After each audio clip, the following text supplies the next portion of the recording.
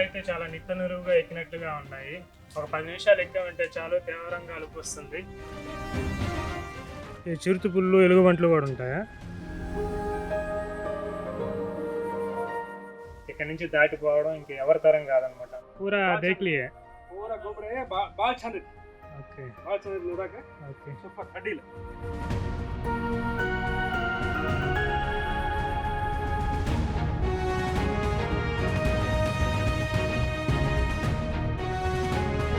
Hi, ఈరోజు మనం ఉదయగిరి కోట చూడడానికి వెళ్తున్నాం. ఉదయగిరి దుర్గం పైకి ఎక్కడం కొత్త వారికి సాహసం అనే చెప్పాలి. చాలా కష్టంతో కూడుకున్నది. మనకి ఉదయగిరి నెల్లూరు నుంచి 100 కిలోమీటర్ల దూరం ఉంటుంది. 2 నుంచి 2.5 అవర్స్ జర్నీ పడుతుంది. దుర్గం పైకి ఎక్కడం కోసంగా ఒక 2.5 అవర్స్ పడుతుంది. Okay, let's start. ఇప్పుడే ఉదయగిరి దగ్గరికి అయితే చేరుకున్నాము. బ్యాక్గ్రౌండ్లో చూస్తున్నారు కదా,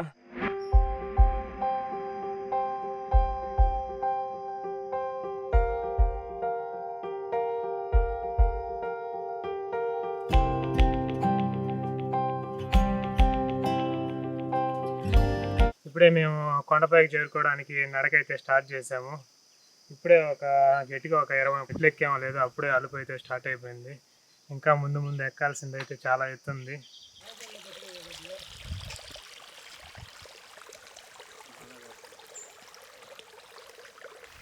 పైకి ఎక్కే దారిలో చూశారు కదా, ఇక్కడ చల్లని వాటర్ అయితే పైన నుంచి కిందకి పారుతూ ఉన్నాయి. ఎవరో ఇక్కడికి వచ్చే యాత్రికుల కోసంగా నీట్గా ఒక స్ట్రీమ్ లైన్ లాగా కాలువ కూడా ఏర్పాటు చేస్తున్నారు. మేము కూడా ఇక్కడే ఇప్పుడు బాటిల్తో నీళ్ళు పట్టుకొని తీసుకెళ్తాం. వాటర్ అయితే సూపర్ కూల్గా ఉన్నాయి. ఇక్కడ వాళ్ళు చెప్తున్నారు ఇవి చాలా వనమూలికలతో కూడినటువంటి వాటర్, తాగితే మాత్రం చాలా హెల్త్ బెనిఫిట్స్ కూడా ఉంటాయని చెప్తున్నారు.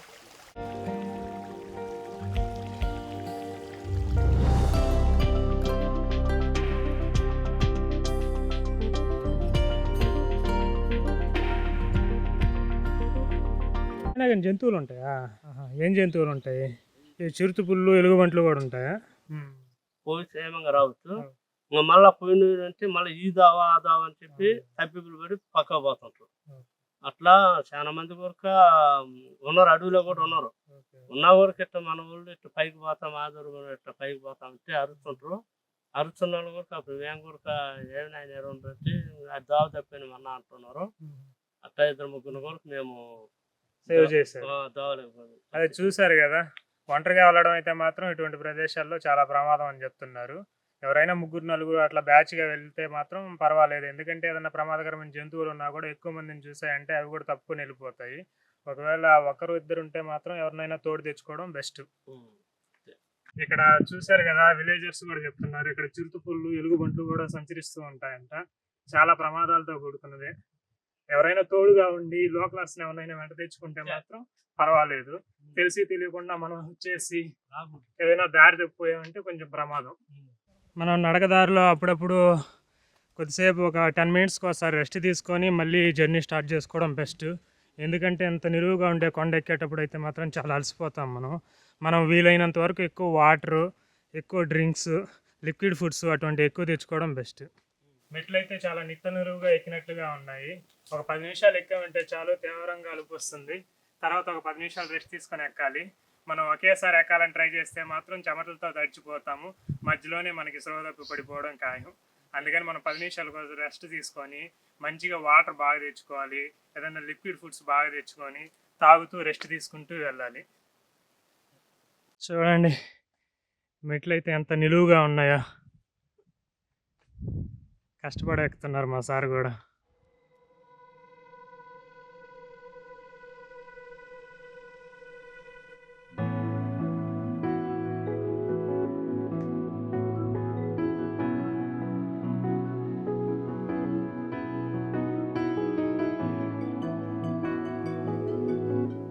ఏం సార్, మొత్తం ఎక్కగలమా? పర్వాలేదా?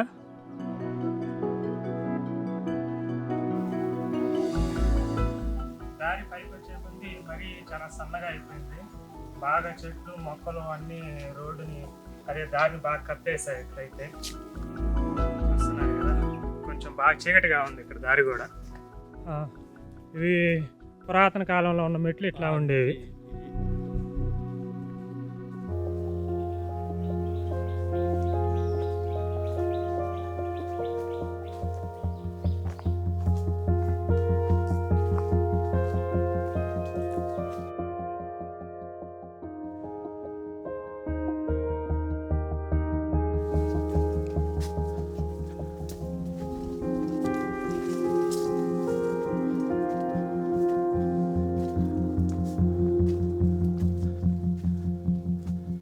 ఉదయగిరి దుర్గాన్ని శత్రు దుర్భేద్యమైన దుర్గం అని ఎందుకు అంటారు ఇప్పుడు అర్థమవుతుంది. దీన్ని ఎక్కడం అంత ఈజీ కాదు. అప్పట్లో కూడా దీన్ని ఎక్కి కోటను జయించాలంటే చాలా కష్టపడే ఉంటారనిపిస్తుంది. మీ ఎక్స్పీరియన్స్ ఎట్లా ఉంది చెప్పండి. కష్టసాధ్యమైనా కానీ ఈ ప్రకృతి ఆహ్లాదానికి ఈ కష్టాన్ని ఈజీగా మర్చిపోవచ్చు. అది చూస్తున్నా చాలా సుందరంగా ఉంది. ఎంతసేపు అయినా ఎక్కినా అలుపు వస్తుంది, కానీ ఒక 2 నిమిషాలు కూర్చున్నాక అలుపు తీరిపోతుంది. ప్రకృతి వాతావరణం అటువంటిది కాబట్టి అందరూ సందర్శించవాలని కోరుతున్నాను.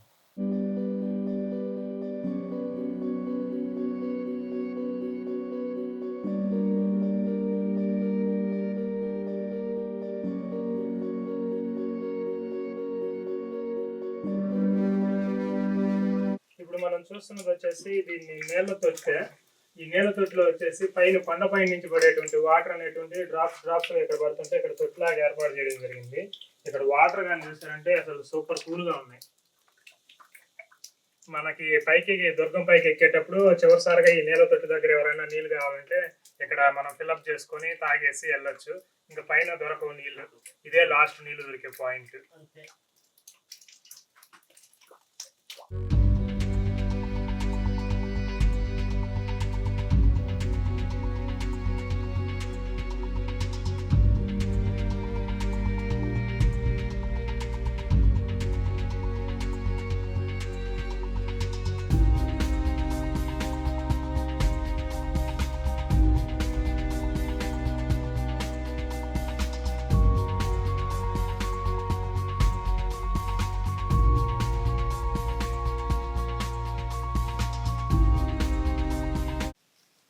ఇది చూస్తున్నారు కదా, ఇది దుర్గం యొక్క మొదటి శ్రేణి రక్షణ ద్వారము.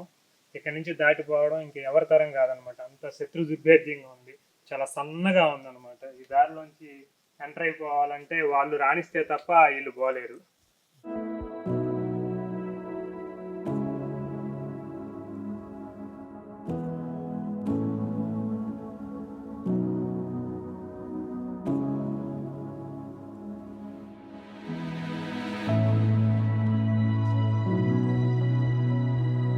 लुक्स गुड अंदर सुपर सुपर सुपर ओके पूरा बहुत देख अच्छा। लिए पूरा घूम रहे हैं बाल चंद ओके बाल चंद नोड़ाके ओके सुपर अड्डील okay where are you from Karnataka Belgaum district Yaragatti taluk. మొత్తానికైతే ఈసారి పై వరకు చేరుకున్నాము. చూస్తున్నారు కదా, ఇదే దుర్గం యొక్క ప్రధానమైన ముఖద్వారం వరకు చేరుకున్నాం. ఇప్పుడు ఇంకా మనం లోపలికి వెళ్ళి కోటలో ఏమేమి ఉన్నాయో మొత్తం ఎక్స్ప్లోర్ చేద్దాము. ఇది చూసారంటే ఈ ముఖద్వారం దగ్గర సిపాయిలు కాపలా కాస్తుంటారు. అది సిపాయిలు లోపలికి వెళ్ళే దారి అనమాట. వాళ్ళు అక్కడికి వెళ్ళి ఇక్కడి నుంచి వచ్చే వాళ్ళని చూసి చెక్ చేసి దీంట్లోంచి ఎవరు వచ్చారో కనుక్కొని ఇక్కడి నుంచి పంపిస్తారనమాట వాళ్ళని.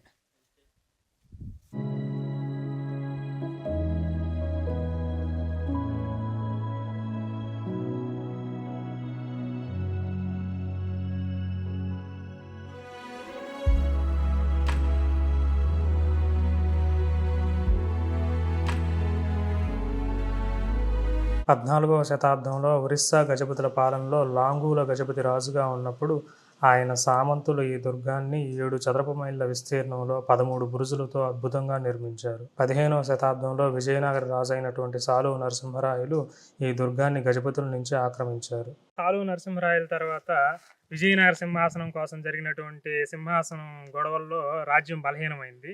దీని తర్వాత మళ్ళీ గజపతులు ఈ కోటను తిరిగి ఆక్రమించుకోవడం జరిగింది.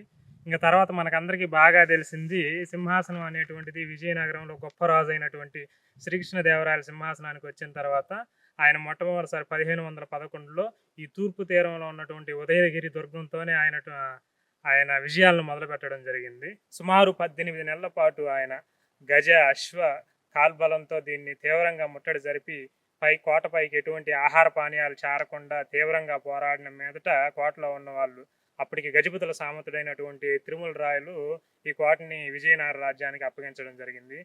ఇక్కడ మన తూర్పు తీరంలో చూసినట్లయితే ఉదయగిరి కోట, దీని తర్వాత మనకి గుంటూరు జిల్లాలో కొండవీడు కోట. ఈ 2 కోటలను జయిస్తే దాదాపు తూర్పు తీరాన్నంతా జయించినట్లే. శ్రీకృష్ణదేవరాయలు 1511లో ఈ ఉదయగిరి కోటని జయించడంతో మొదలుపెట్టి చివరగా తర్వాత కొండవీడు, చివరగా కళింగ రాజధాని అయినటువంటి కటకం వరకు జయించి ఆయన అప్రతిహతంగా విజయస్తంభాన్ని నాటించాడు.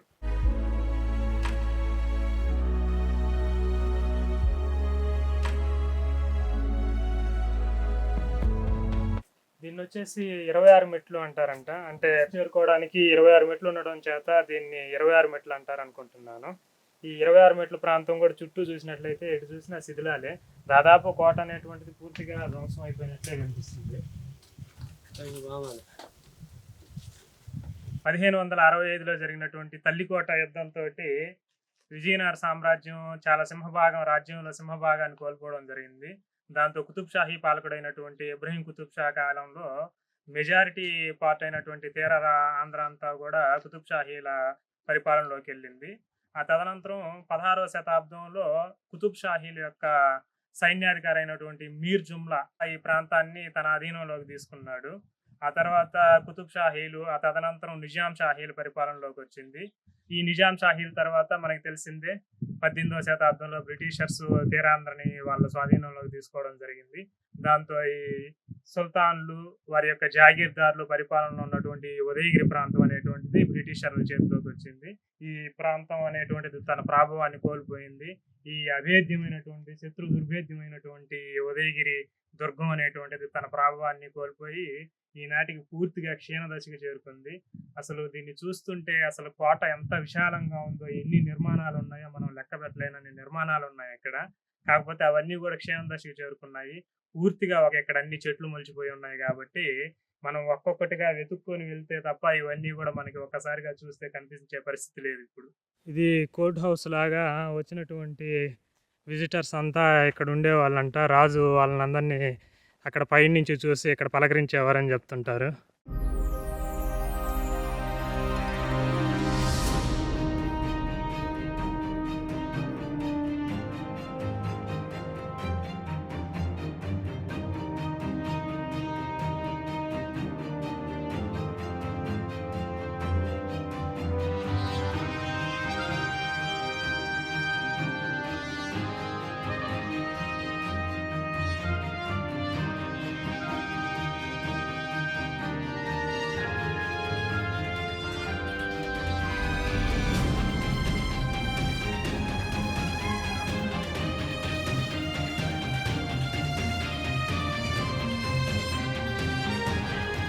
ఇప్పుడు మనం చిన్న మసీదు వరకు చేరుకున్నాము.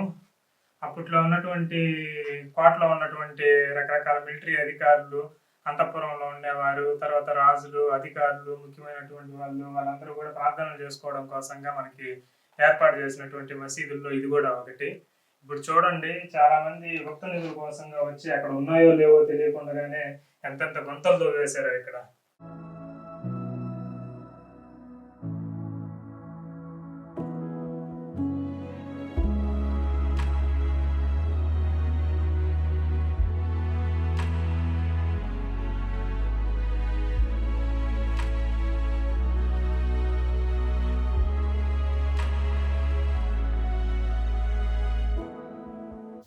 చూసారు కదా ఇక్కడ ప్రకృతి ఎంత మనోహరంగా ఉందో.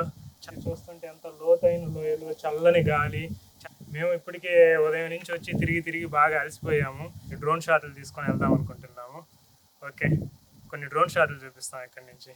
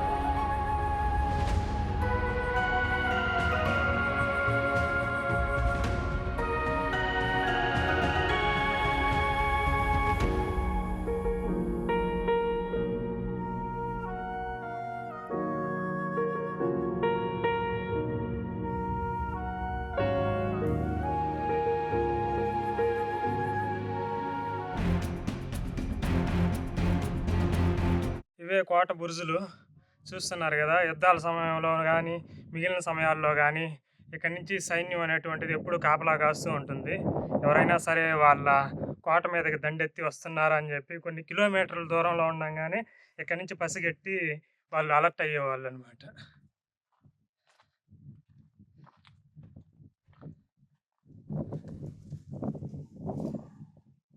మీరు చూస్తున్నారు కదా, ఇది రంగనాయకుల స్వామి గుడి అనమాట.